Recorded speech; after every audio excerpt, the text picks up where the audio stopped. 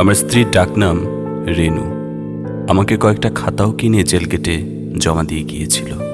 Jail কর্তৃপক্ষ যথারীতি পরীক্ষা করে খাতা কয়টা আমাকে দিয়েছেন। রেনু আরও একদিন জেল গেটে বসে আমাকে অনুরোধ করেছিল, তাই আজ লিখতে শুরু করলাম। বড় দাগা পে বাসনাতে যেছি, বড় জলাশয়ে কামনা ভুলেছি।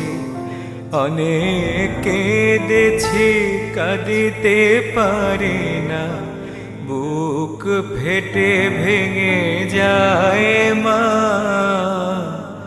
সকলি ফুরায় যায়।